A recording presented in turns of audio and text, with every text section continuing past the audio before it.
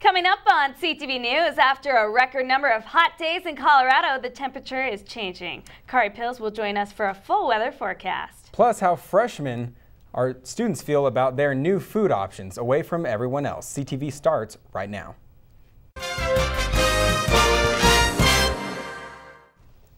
Welcome to CTV News on Wednesday, September 5th. I'm Dylan Thomas. And I'm Lena Howland. A wildfire is burning west of Loveland in the Roosevelt National Forest. The fire broke out Wednesday morning on the south side of Highway 34 between Estes Park and Loveland. The fire is between 3 to 5 acres in size. A single-engine air tanker and helicopter dropped slurry on the fire and created containment lines around the blaze. And because of these fires burning outside of Colorado, the air quality in northern Colorado hasn't been very high.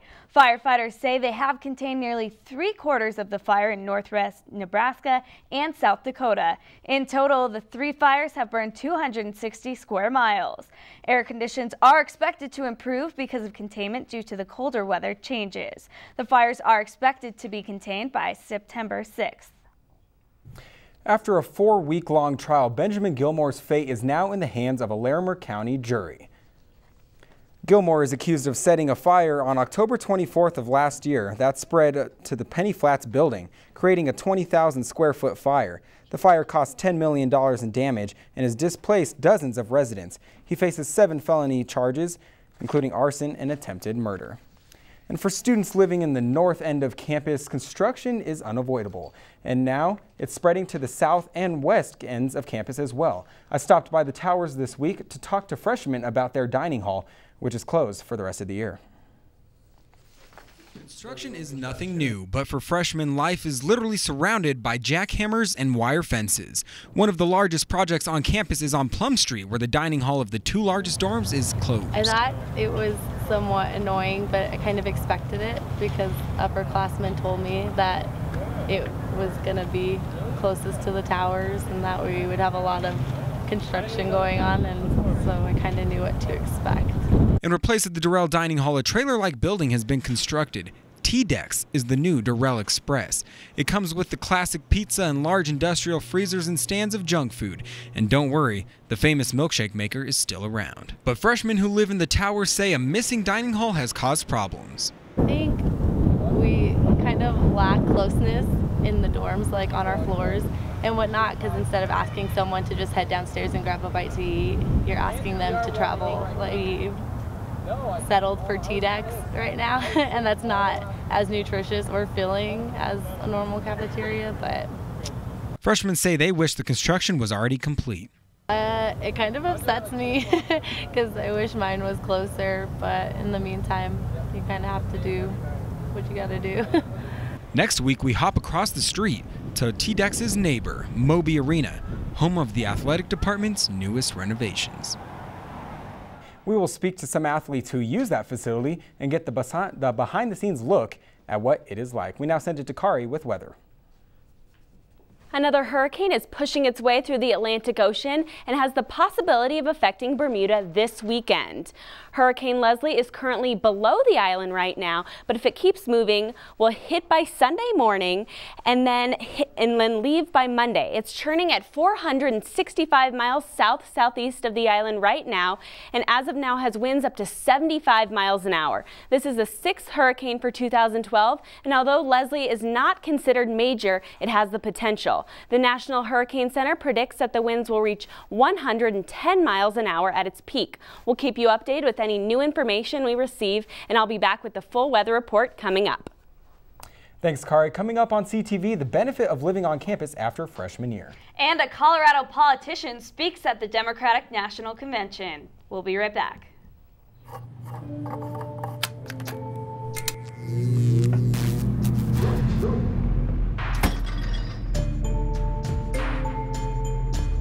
Traditional light bulbs actually generate 9 times more heat than light. Switch to Energy Star light bulbs, and you'll realize just how much cash you are really burning through. Saving energy saves you money. Learn more at EnergySavers.gov. Bring out the action hero in you. part of the greatest action movie ever. Show us how you train and eat like an action hero. Join in at actionheroalliance.com. Welcome back to CTV. The air was very hazy today due to those fires, but our temperatures were much more mild than usual. This morning we saw highs in the 60s and 70s with that cold front that came through, a nice cool off from the past few days. Today's we saw high in the 80s and we could definitely feel the difference. A slight breeze at about 10 miles an hour from the southeast also kept it cool, and we saw clear, bright blue, beautiful skies throughout the entire state. And surprise, the rest of the week will have more sunshine on the way. Let's take a look at your 7-day forecast. Tomorrow we'll see highs in the 80s again, but that cold front lingering will stay on the cool side compared to what we've been seeing. Friday will be mostly sunny with highs in the upper 80s, and a stronger cold front has the possibility of moving through, creating a greater chance for some afternoon storms. This weekend we'll be seeing gorgeous skies with highs in the 80s, and it will definitely be sunny and dry, so it won't ruin any of your weekend plans. Monday and Tuesday we'll see warmer highs and reaching the 80s, and Tuesday we'll see a greater chance for some afternoon storms. Now, even though it's cooled off today, Denver pushed its record of days in the 90s this year to 70 days yesterday. The high reached 92 degrees by 2:52 p.m. Before this summer, the record was set at 61 days in 2000. All right, Kari, thanks so much. I'm really looking forward to those hot temperatures this weekend. Yeah, it'll be great for the football game this weekend.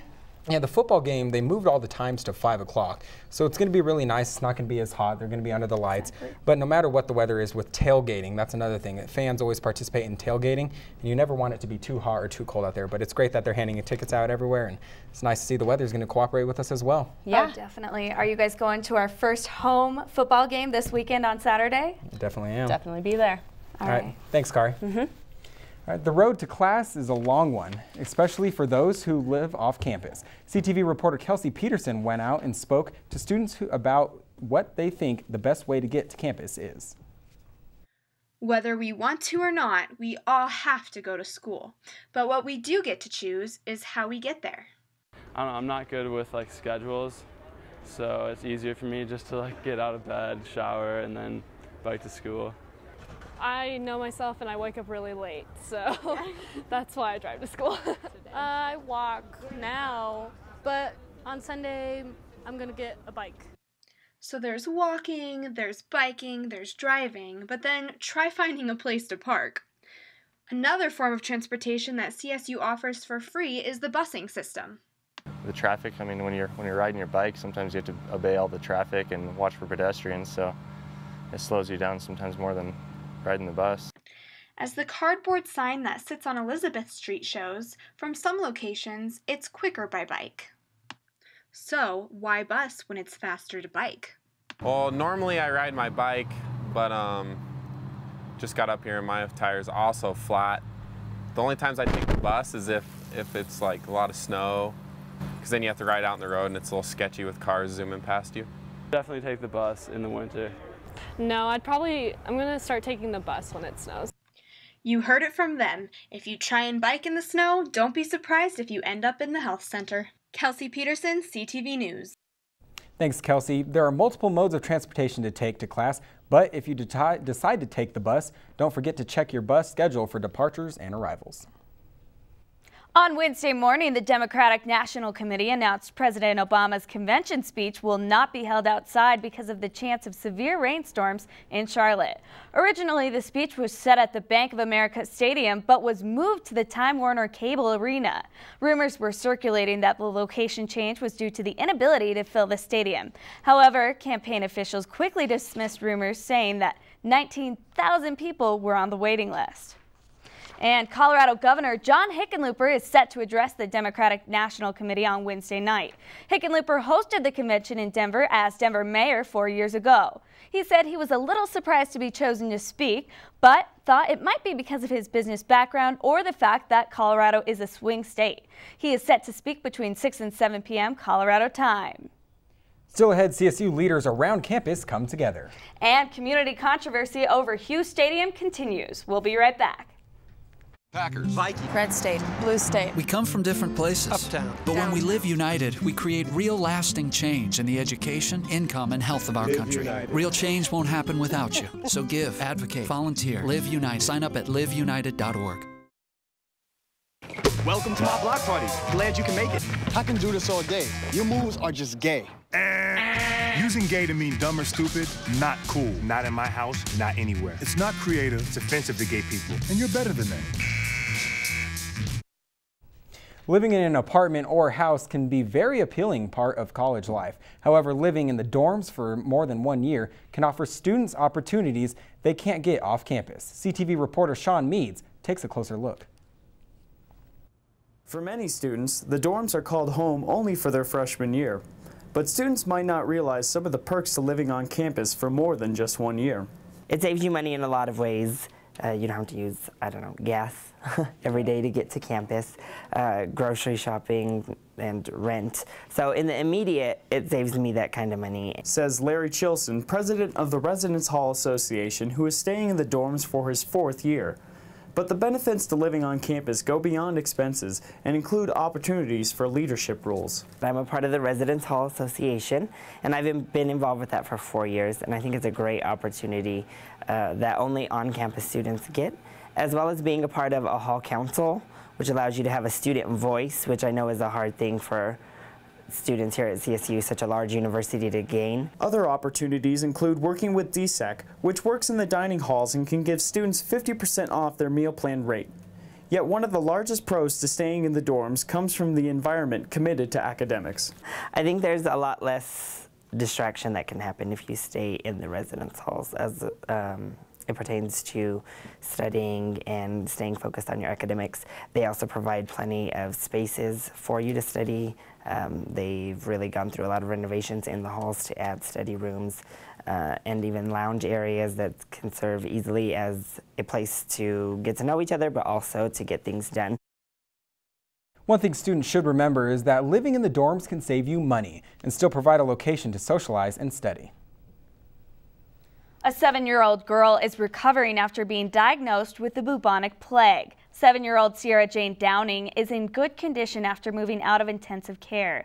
Doctors believe she contracted the disease on a Pagosa Springs camping trip after playing around a dead squirrel. This is the first confirmed case in Colorado since 2006.